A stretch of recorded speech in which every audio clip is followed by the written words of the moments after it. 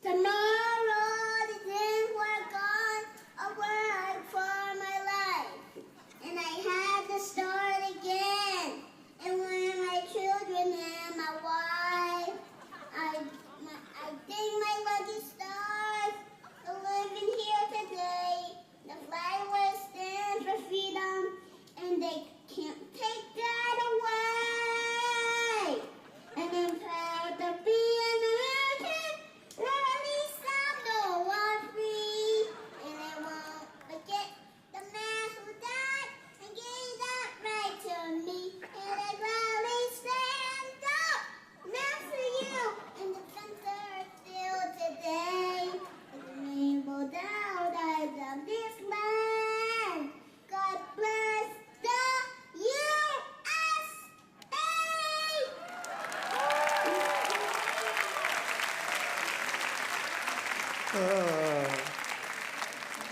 Doesn't get much better than that, does it? So cute. Oh my goodness, I really enjoyed that. We're going to be talking today about the American dream, dreamers and doubters. But before we do that, we've got to do something that's incredibly important. I want to say happy birthday to Amy Alves today. Perhaps no more important day on the history of the planet than July 1st when Amy Alves was born.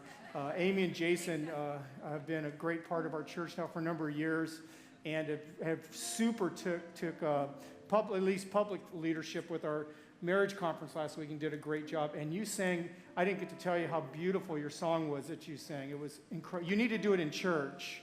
It was so good. So we'll do that right away.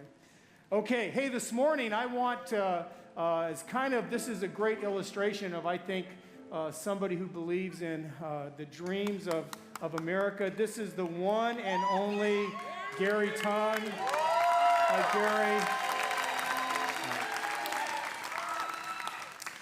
Gary, I asked to just share a little bit about what being in America means for him and his family. So he's going to tell you a little bit of his story. Awesome. Sure. By the way, my last name is Tong, not Wu. Wu. Jason was like, watch me on the video, woo! But it's next time just say Tong like that. Yeah, right? All right. So yeah, I'm from Taiwan. I was born and raised in Taiwan and went to elementary school, high school, and finished my college there. After that, I did 2 years of military service. So that's kind of requirement for every Taiwanese. And then we got the chance, actually it's back in when I was in elementary school, we got a chance to apply for a green card to move to the States. So our family took the chance to apply for it. But it's up until my high school, the sophomore year, we got approved. So, there's a little funny story because, in high school in Taiwan is really intense. Like you have to study every day, like 7 days a week, 24 hours, I think maybe 48 hours a day. Like you have to really do that. So right after we got a green card, I feel like I got pardoned from a U.S. president or something. So I just gave up all the study, like, I don't care about math anymore because I can move here anytime I want. So it's really funny. But anyway, I think it's funny. So, all right, so high school, but when I was in elementary school, my parents put me to learn piano like every Asian kid. So you have to learn piano if you're Asian. And that got me into interested in music, and I was really talented. I was gifted. So during that high school year, I decided to go to college for music. So when you say that to your Asian parents, it's like, hey son, we need to talk. It's like very serious, hey, we need to talk. So I was kind of like insistent, and my dad, I think my parents are not. I think it's kind of a half of typical Asian parents. So he didn't force me to be a doctor or whatever. So he kind of still, like half of his heart is like, can you just not go there? But half of his heart is like, okay, I want to support you. So it's like always like weird battling, like, oh, you want to go for music, huh? Why don't you do that like when you were 40 years old? So you can make money first and then do music later. So that's kind of the background of like every Asian idea, and I mean at least Chinese, maybe not all the Asian, but Chinese. So we all like that. But anyway, I studied music, and when I was in high school, and like around college, I heard about U.S. There are a lot of resources, a lot of thing about music. They have a school for the music, for especially contemporary music. We had music degree, but it's more classical music. But here is more contemporary. You can learn guitar. Like guitar in our world is like, why do you even play guitar? It's what kind of instrument is that? So, but I just fall in love with the guitar. So after I done the military service after college, and I moved here to pursue my dream, whatever is in my heart. So that's kind of about it. And yeah.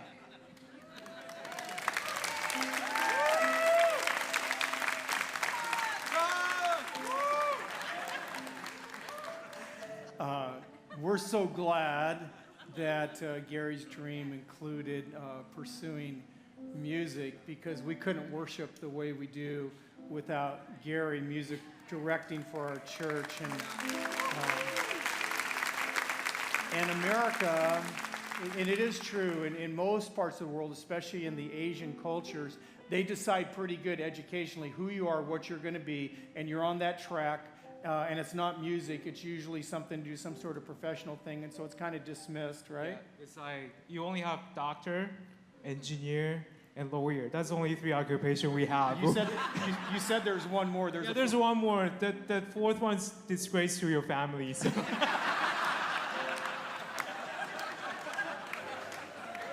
Well, you're our disgrace. Yeah, I'm disgraced, right?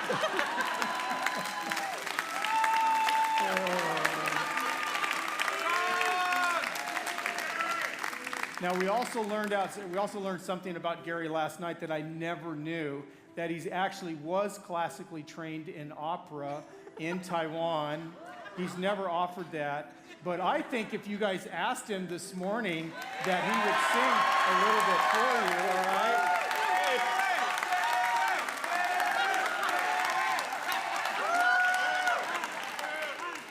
That's not part of the script. And you have message to finish, so why don't we do that? You don't have like 20 minutes. No, I can't. Yes, you can. Come on. Come on. We got to hear it.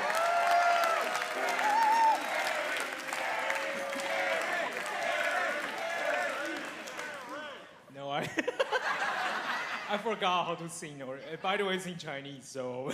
Which is even better, because nobody understands opera anyway, so what difference does it make? Man, it's so weird. How about let's do some vocal warm-up. All right? Because I cannot think of a song. So when you sing opera, we have to warm up like this.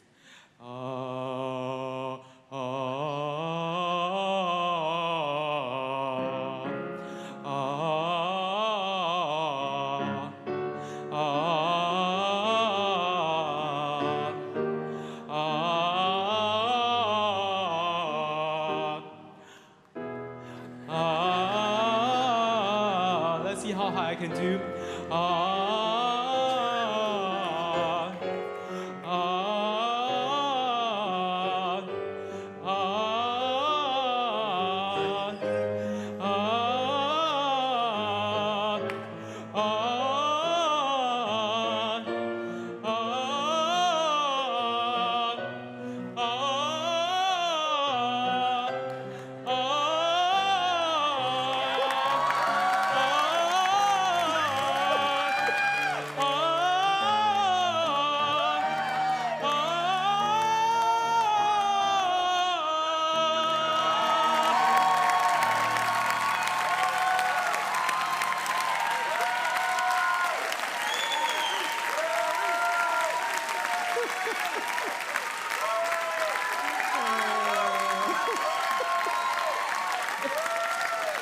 Thanks, Gary. You can go. Oh my God. How many octaves was that? How many octaves was it? 1.5? Going up a note at a time?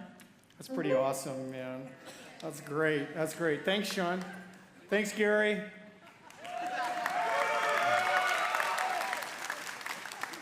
John told me, he said, Dad, don't interview Gary. He said, you'll never get the crowd back. So that he is an in-house comedian, So I just want to talk to you for a few moments today. I'm going to start a short little series about how to have dreams, how to connect to the dream giver. And today I want to talk to you about the difference between being a doubter and a dreamer. And we're going to look at a very familiar story in Scripture, the story of the 12 spies, as we look at this idea of are you a doubter or are you a dreamer? One of the things I love that Gary said that is so important is that he came to America because in America he was encouraged to pursue his dream, which for him had to do all with music. Matter of fact, most of you don't know this, but Gary and a team of musicians and vocalists for a long time were the #1 worship team in Taiwan, and they would go back, even when they moved here, they'd go back for a tour every year for 2 to 3 weeks. They're like the Hillsong of Taiwan, and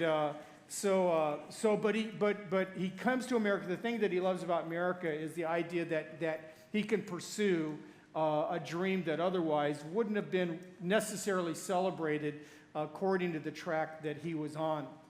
The American dream.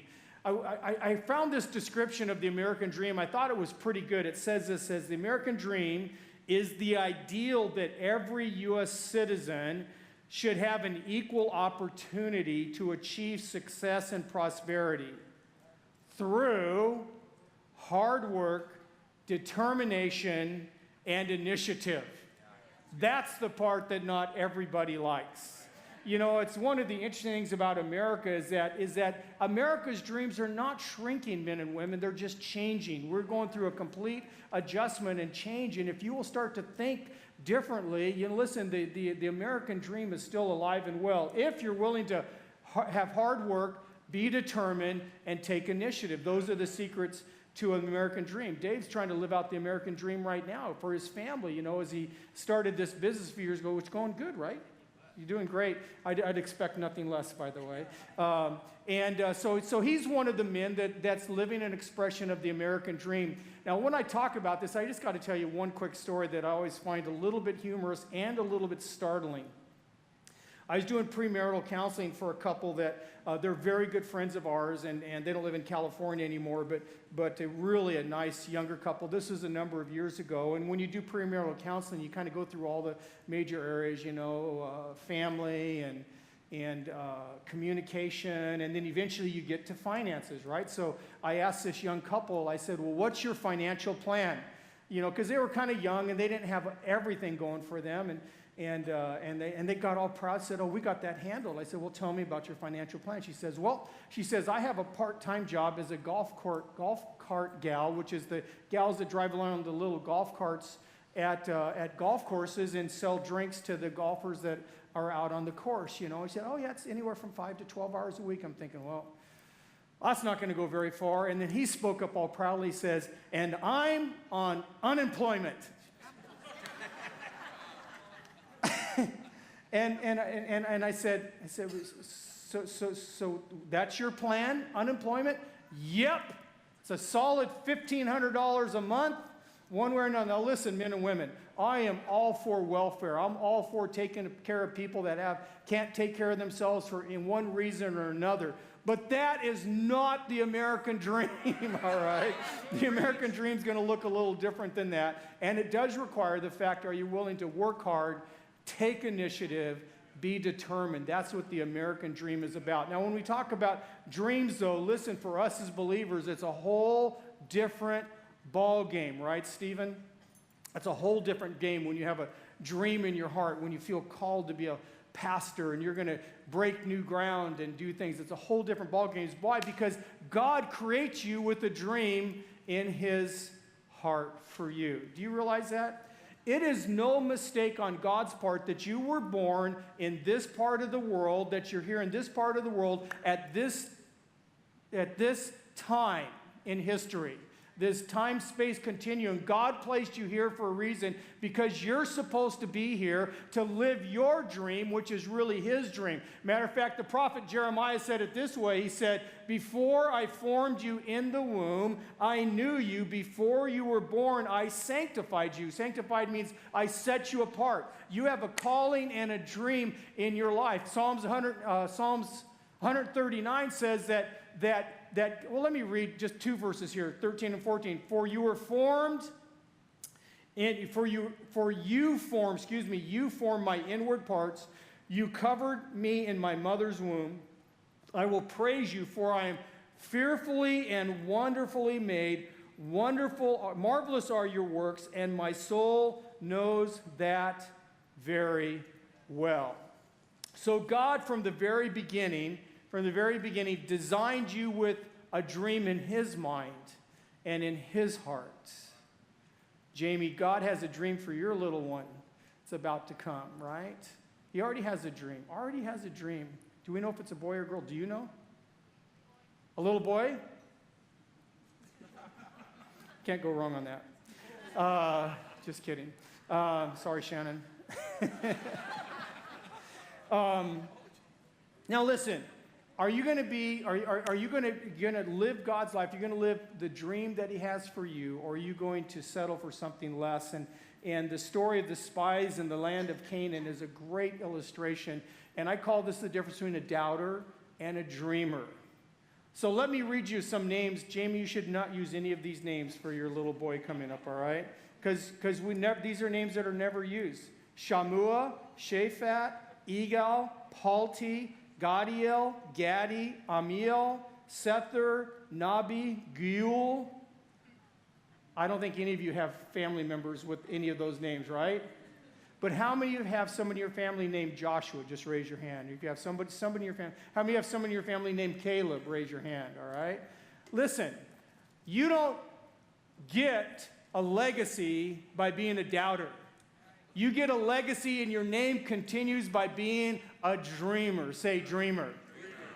And so this morning, I want us to look at this incredible story. It's in Numbers chapter 13. I'm not going to read every verse, but because it's a story, we need to go over enough of it. And then I'm going to make some points to you today that I think will really help you. Matter of fact, I know they will. So in Numbers chapter 13, let me just kind of set the stage for you and get you up to speed. We'll read a little bit of the story, get you caught up. Most of you will recognize and remember this, but there are some really great points in here that you may have overlooked. I want to visit with you, all right? So here's the situation, all right? This is about the Israelites, the Hebrews, after they have been released from 400 years of bondage because God raised up a leader to set them free, and that leader's name was Moses. Okay, I never ask trick questions very often, by the way.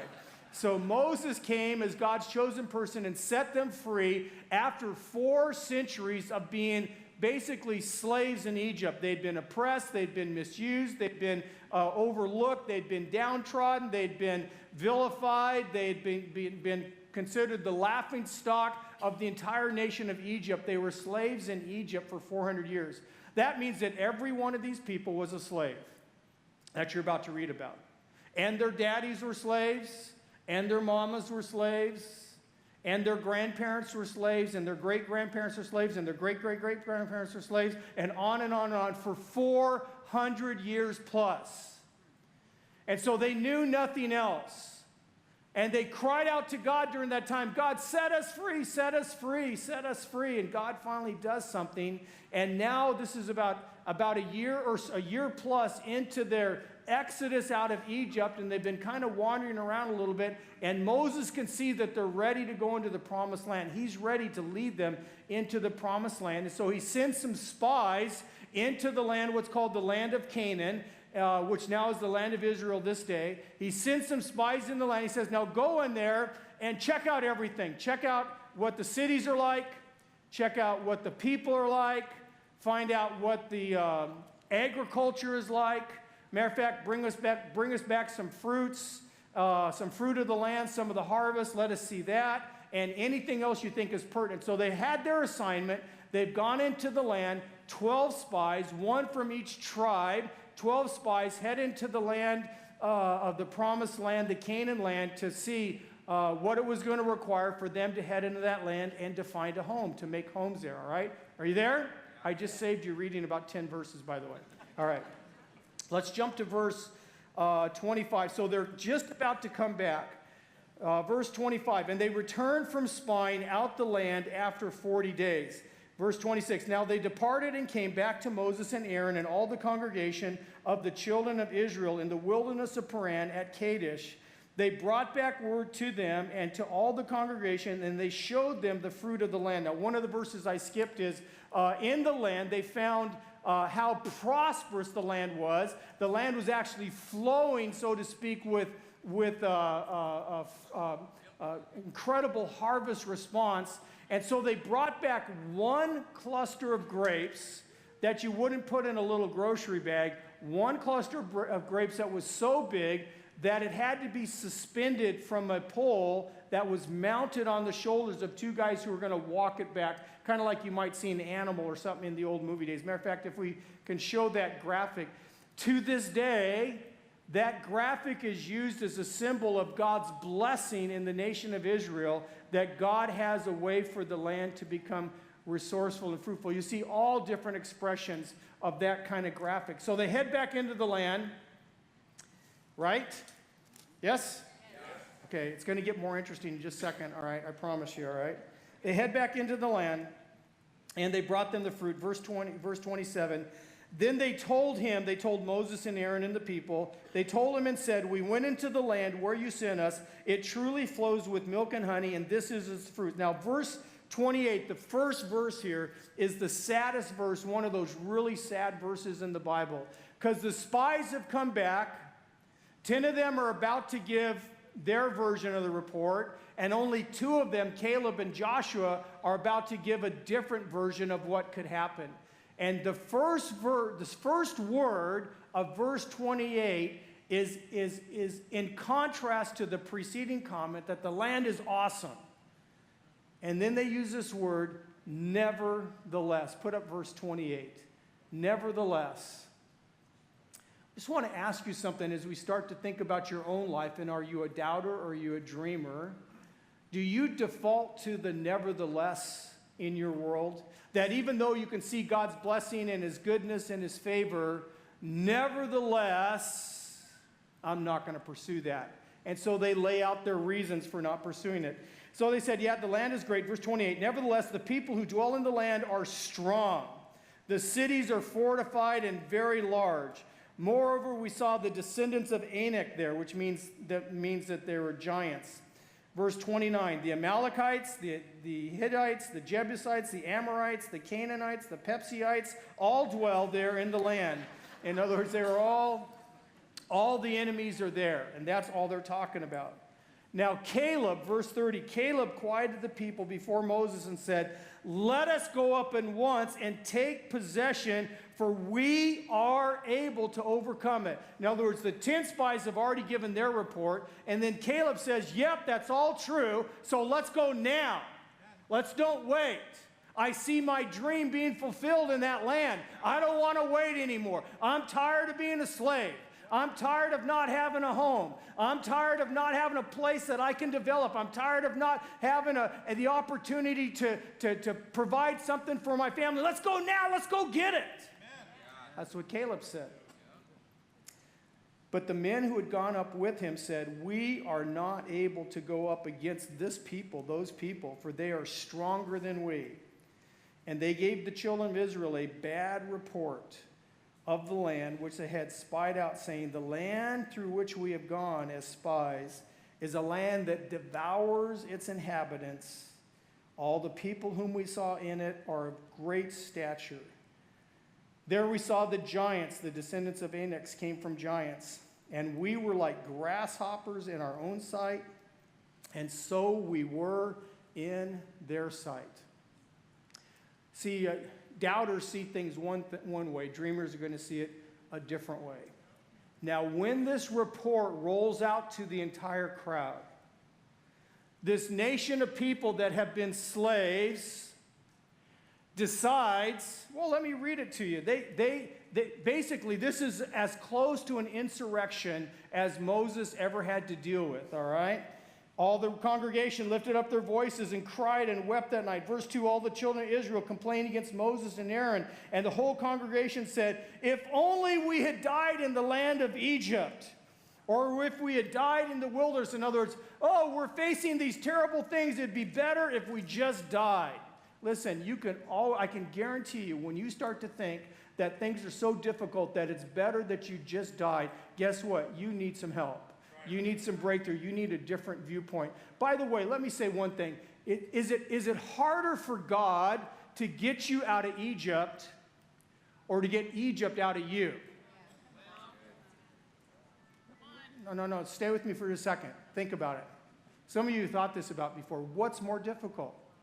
Is it more difficult to get you out of where you've been or to get that stuff that's gotten in you out of you? See, because they knew nothing but slavery. They knew nothing but oppression. They knew nothing about military skills. And the people said, yeah, let's just go back to Egypt and die. We'd rather go there and face whatever we're going to face. And sometimes men and women, listen, when things get tough in life, you can think, I just should have stayed with my first husband. You know, I should just go back and just quit. I should have never tried, and there should have never tried and never dreamed. Is it easier to get you out of Egypt or to get Egypt out of you? Come on, somebody. So anyways, this insurrection is happening, but I want to read what Joshua and Caleb said in verse 6 and 7, and then we'll give you some really great points here. So Joshua's listening to all this. Moses and Aaron, they're on their faces before the assembly. They think they're about to be, overcome. So Joshua the son of Nun and Caleb the son of Jephunneh, who were among those who had spied out the land, tore their clothes, and they spoke to the congregation of the children of Israel, saying, the land we passed through to spy out is exceedingly good. Come on, get a vision. Don't miss the vision. No, this is a good vision. This is a God vision. This is not just a little bit good. This isn't just, I think we could get by there. This is like an exceedingly good land. Don't forget what the opportunity is what he's saying. It's exceedingly good. Verse 8, if the Lord delights in us, then he will bring us into this land and give it to us, a land which flows with milk and honey. Verse 9, only do not rebel against the Lord. In other words, the heart of doubt is rebelling against the Lord.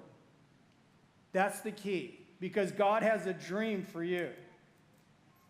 Do not rebel against the Lord. Don't fear the people of the land, for they are our bread. They're just bread. They're just the stuff they put at the table to fill you up so that when they serve you a little entree, you don't notice because you've already eaten some of the bread. Are you there? I mean, it's next to nothing. They're bread. We're just gonna take them in like a precursor, not even an appetizer, a precursor to the meal. For they are our bread. Their protection has departed from them, and the Lord is with us. Listen, they had their fortified cities. They had their 24 feet wide thick walls. They had their guards all the way around. But the Lord wasn't with them. And Caleb and Joshua saw that. The Lord is with us. Do not fear them. Now, the Lord has to intervene or the insurrection would have happened. And as things go on in the story, you realize that the people are not ready to go in the land because Egypt is still in them. They were still full of doubt, and they had no ability to dream. I want to give you several points this morning about the difference between a doubter and a dreamer. Point number one is this: doubters will always find a majority, while dreamers invite people to join them in a vision of something different. See, it's easy to find people to agree with you when you're miserable. It's easy to find somebody to be negative with you. It's easy to find somebody who's going to complain, put down, criticize. That's easy stuff. And you'll always find a majority of people. Matter of fact, the quickest way to get unity in any group of people is to find a common enemy. But that's the weakest way. By the way, from my perspective, what has happened largely in the Middle East, from my perspective, is that all of these factions of the expressions of the Middle Easterners is that they don't necessarily like each other all that much. They just hate us and Israel. And so when they have a common enemy, they unite together. But the reality is it's not a very strong bond. See, because you can get a majority when you're going to stay on the negative. But it's way more powerful when you have a dream and a vision. You have a dream and a vision, and you can help people to see what could happen. And eventually, the minority that you start with can become a majority. Doubters will always find a majority, but dreamers can take people to a new vision. Are you there? Number 2, doubters use their past as an excuse. Dreamers use it as motivation. That's really good. Now, just think about this. This isn't too complicated. Doubters use their past as an excuse, but for dreamers, it's simply motivation. In my observation of people over time, is you can either use what your life story is about as an excuse for doing nothing, or for staying stuck, or for failing, or for not getting up, or for not having a dream, or for not achieving. You can either use that as an excuse, or you can use it for fodder, for motivation. Which one are you going to do? See, they had been slaves. The doubters said, who are we? We're just grasshoppers. No, you're not. You're the children of God. Didn't he just bring 10 plagues on your oppressors to separate you from them? Didn't he have this little thing called parting the Red Sea and you just walk through on dry land? Didn't he just protect you with fire by night? Didn't he just see you through all this stuff? You know what? Listen, how do you see yourself? And your past can either become an excuse or it can become motivation. So what if you weren't born the color you wanted to be born? So what if you don't speak the language you wanted to speak? So what if you weren't raised in the family that was all loving and perfect in every way? How are you going to use what you've been dealt? What are you going to do with it? Because doubters will use that as an excuse for doing nothing. But dreamers who understand they've been created in God's image will see that, you know what? I don't want to be like that. Let me do something with you real quick.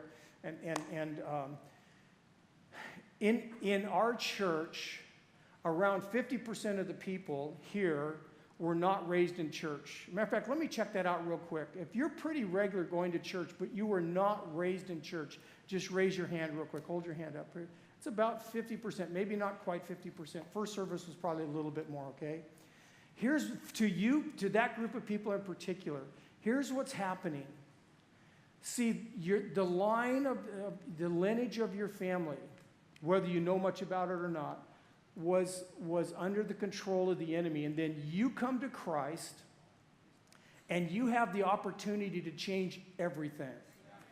Those generational curses can be changed to generational blessings by the fact that you've come to Christ and you're setting the future, whatever comes after you're setting that in a whole new path, and you become the transitional person from one way of brokenness and bondage to a new way of freedom and fruitfulness in Christ. See, there's a complete change. And so some of you, the reason that you face such oppression sometimes is that the enemy is trying to break you so that you don't make something that lasts for generations.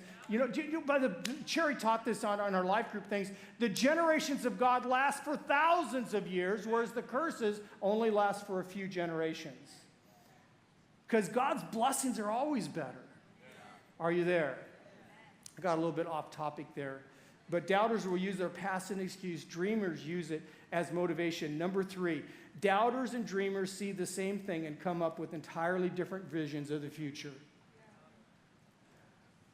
They both saw clusters of grapes as big as basketballs. They both saw incredible fruit in the land. They both saw fortified cities. They both saw all the people in the land. They both saw the terrain and the resources of the land. Everybody saw it. Nobody doubts that. Caleb and Joshua never said, no, that's not the way it is. It's easy. You know, they're a bunch of little people. Oh, that might sound wrong. They're a bunch of unimpressive people in the land, and we can just go and walk. No, they all saw the same thing. So there's nothing wrong with seeing reality. The question is, what does your sight lend itself to? Does it lend itself to vision, or do you lend yourself to, oh man, this is way too much? Some of you, God's giving you a dream to go to school. Go get a doctor's degree or a guitar degree, Gary, either one. You know, God's giving you a dream, but all you see is nobody in my family's ever had more than a high school diploma. But God's giving you the brains, and He's giving you the desire, and you have a desire to go on, and you see yourself as a doctor, but everything within you is trying to keep you stuck and keep you there because nobody's ever done it before. So God keeps showing you this vision that you're going to be Dr. Sanchez, or that you're going to be the honorable judge, you know, the honorable judge Gary Tung. You know, and God's giving you a vision, but because nobody's ever seen it before, they go, how can you see that? We're not like this. Our family's not like this. We're not educated sorts. You know, we're just common folk. First of all, there's nothing wrong with common folk. What's wrong is not living out what God has done in your life, what he's blessed you with. Amen? Number 4, doubters operate in fear. Dreamers function in faith. Listen, if you let fearful things overwhelm you, you'll never step into all that God has for you. Dreamers function in faith, not in fear. As a matter of fact, any decision you make, any potential decision you make that has any element of capacity for change in your world, there's always be pitfalls and things that can happen. There's always be things that could go wrong. When Sherry and I started the Cause Church back in 2004, when I talked, Sherry's the first one I talked to. You know, I said, Sherry, I feel like God's talking to us about leaving our home church and doing something new. And she was with me immediately. She said, Bob, God's been telling me the same thing. I said, Sherry, that means there's no guarantees, because I was stepping out of a very highly compensated position. I was treated very well, and I should have been too. I deserved it. But I was treated very, very well. And literally, one of my friends said, you're committing financial suicide later on, you know. But the fact of the matter is, there's always something that could happen. But if you look at the bad things that could happen, you'll never do anything. But if you look at the good things that can happen, come on, who knows what God can do? Somebody ought to be happy about that. Doubters think it's all up to themselves, their strength, their resources, their capacities, whereas dreamers know that without God it's impossible anyway, and that's why they want to do it. See, the doubters looked at, the 10 spies looked at, and they said, who are we? We're grasshoppers. We don't even have any weapons. We have a lot of people, but they're pretty much a bunch of slave losers. They're all like us. We're all just the same. We don't have money. We don't have the weapons. We don't have the influence. We don't have camp. We're still counting on God to feed us every night and every morning. That's no way to go and do battle. You know, that's not how we've read books. That's not how you're supposed to do it. See, doubters will look at, they look at your own resources, and you make decisions based on your own resources. But dreamers look at God's resources and say, God, if you want me to do it, if you've given me the vision, then you will give me the provision. Come on, somebody. God has a way of resourcing you. Now, those resources do not come until you step out on faith. That's what the great part about it is. It's terrifyingly great. It's when you step out in faith and you ask him to do what he's called you to do. See, the doubters think it's all about themselves. And the dreamers know, man, I can't do this without God.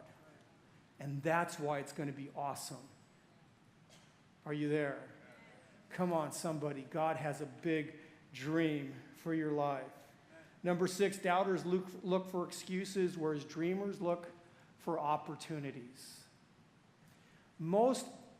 The secret to getting rich, you want to know how to get rich if you have an entrepreneurial streak in you. The secret to getting rich is to find a problem and create a solution, or reinvent something common and repackage it and make it entirely fresh. So for instance, all of you buy water now. Do you realize there was a day when you did not have to buy water? You could just go drink it anywhere, anytime. It was free. Pretty soon we'll be buying air. I'm not kidding. Somehow, pretty soon, you're all going to be coming in with your oxygen tanks because I can't breathe this air in here, you know. You're going to be paying 2 or 3. I guarantee you. Because so listen, you know, and that's kind of a funny way of looking at it. But the bottom line is that find something that you think is broken and give a solution to it. Do you realize there was a day and age not too long ago when coffee not only was it not expensive, it was even not popular. If you drank coffee, you were an old guy, like 55 or 60. I mean, you were an old guy.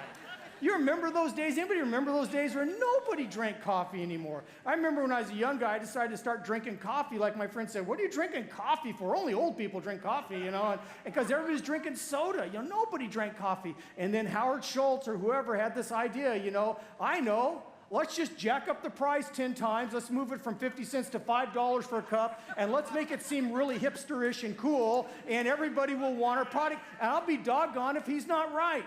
I saw my daughter come in with the whole tray of Starbucks this morning, right? That probably cost me $20. You know, and listen, he reinvented coffee. They've reinvented water. You know, do you know what I mean? So listen, the difference between a doubter and a dreamer is most of us don't see those things, but dreamers will see. It's kind of like, oh yeah, there's an opportunity here. Now, if somebody would just invent a cure to cancer once and for all, that would be a great thing to fix, right? Amen?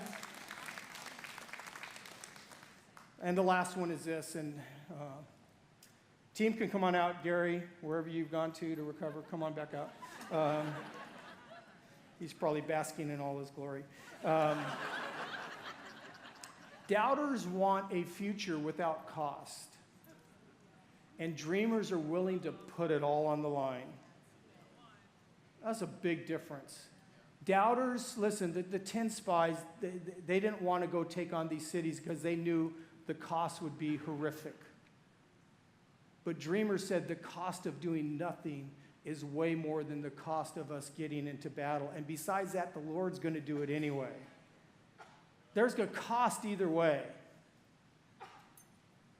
But dreamers will say, you know what, then let's put it all on the line. Let's do it.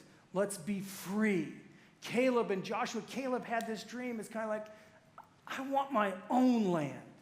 I don't want any Egyptian telling me what to do anymore. I want to develop my own land. I want to build my own home. I want to build my own city. I want to raise my own crops. I want my own land. I don't want to live as a slave anymore. Even though he knew it might cost him his life, he looked at the generations after him. He said, that's all right, because my kids and my grandkids are going to be free. I told this kind of a newsy thing at the church. I didn't intend to, but it's just such a good point. This week I hired at the church Jennifer Rodriguez. I don't know how many of you know Jennifer, but she's our Footsteps of Hope Guatemala gal. Not quite as popular as you, Gary, but pretty popular. As a matter of fact, I've said all year long, I've said, look, we're not hiring anybody else this year for sure. I said, we have the team that is going to build the church. You know, we don't have anybody else. And so about 2 or 3 months ago, Jennifer asked to meet with Sherry and I, and she just said what God had been doing in her heart and that she was really feeling this shift and this call away from, just talking about Starbucks, but she's a top local area manager with Starbucks, and she said, I don't feel like I'm supposed to do that anymore. I feel like I'm supposed to not do that, and I really believe I'm supposed to, you know, serve God with everything I have. So we listened to her and prayed with her, and I said, well, Jennifer, I said, there's no positions at the church at this point in time. We'll be praying for you. And she said, well, I'm going to send you a proposal anyway, which she did, and it was really, really good. But so then I met with her about 3 weeks ago, and I met with her and I told her, I said, Jennifer, I said, you're way overqualified. I have nothing that is commensurate with your qualifications and your capacities. And I just expect her to say, well, thank you so much, Pastor. Do you have any advice for me after that? And I'll be doggone if she didn't look at me and she said, and she kind of had a tear rolling down her eye, said, I'll do anything. What do you have? I said, because I know God's called me to serve the kingdom. And I just looked, I said, Jennifer, I said, because I know I have some idea how much she's been making. I said, Jennifer, I said, I can't even touch, as critical as some of the functions of the church that you could help us with, I can't even begin to. And she said, make me an offer. Well, I said, you make me an offer. And she made me an offer I couldn't refuse. And so she's going to join the team. But the reality is it's costing her something, but she would never know if she didn't have a dream and step out on the dream. Are you there? So she's going to be around with us, helping us out in a lot of areas. Proud, I'm excited for her. You can give her a hug today. We don't even have a title for her yet. Josh just said, yeah, you're a utility player. And but that doesn't go very far in church life, So we don't have a title, but she's going to be helping us really build the ministries here. So I'm excited about that. I'm excited because she's a dreamer. She's a dreamer. And she was willing to put everything on the line to say, this is what I want. This is what he said, let's do this. And that's an exciting thing. Amen? What about you? Are you a doubter or are you a dreamer? Listen, we all have seasons in our life where we're doubters. Come on, I do that too. I mean, there's times when I just go back to what's safe. But the best times in my life, Esther, the best times in my life have always been when I've been a dreamer. When I've been a dreamer. And I have the suspicion that when it's all said and done, when you get to the end of the journey, you're not going to regret the chances you took. You're going to regret the chances you didn't take. Right? And so anyway, we're going to be talking about dreams. I'm going to talk to you in the next couple of weeks about how to develop them, how to get them, how to walk in them. It's going to be an awesome 2 or 3 weeks together we'll be doing in the future. But right now, we have a really great kind of moment that we're going to be doing with you guys. So I know you're not going to want to leave. You're going to be sad if you miss this. But let's stand up and just worship together for a moment, and then we'll do a couple things and be out of here.